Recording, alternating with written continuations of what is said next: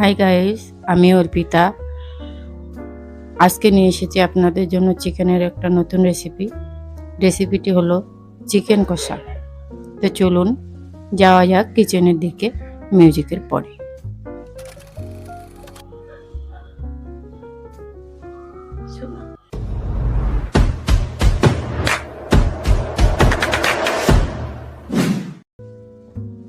তো চলুন বন্ধুরা, আমরা এবার শুরু করি।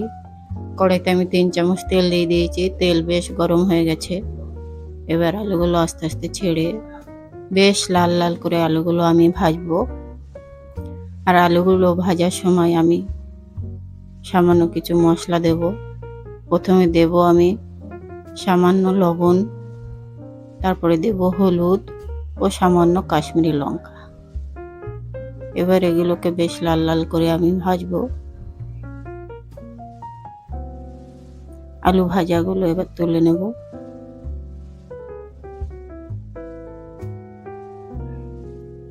এই স্টেজে আমি কিছু গোটা গরম মশলা, একটা লঙ্কা চেরা ও একটা তেজপাতা দিয়ে দিলাম।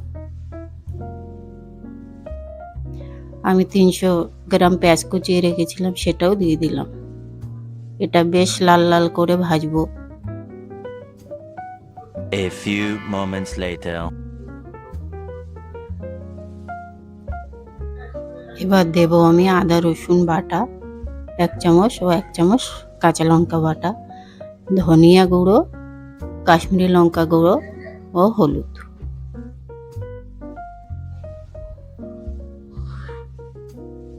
দিয়ে বেশ লাল লাল করে ভেজে নিয়ে দিয়ে দিলাম আমি 2 tomato Bata.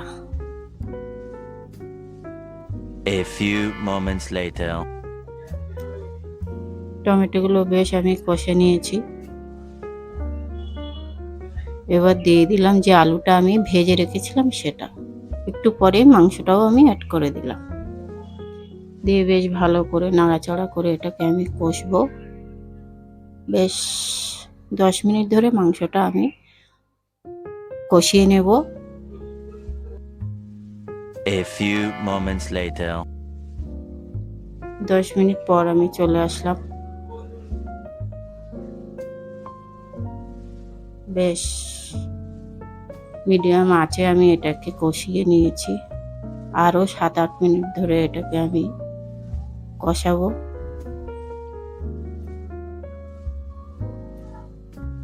A few moments later. 8 minute পর আমি চলে এসেছি। বেশ মাংসটা আমার সেদ্ধ হয়ে গেছে, আলু সেদ্ধ হয়ে গেছে। মাংস প্রায় আমার হয়েই এসেছে। এই স্টেজে আমি দিয়ে দেব ধনিয়া পাতা কুচি ও সামান্য গরম মশলা গুঁড়ো। রান্না আমার হয়েই গেছে বন্ধুরা। ভিডিওটা যদি ভালো লাগে অবশ্যই লাইক করবেন, কমেন্ট করবেন, সাবস্ক্রাইব করবেন, বেল আইকনটি প্রেস করে আমাদের সাথে থাকবেন।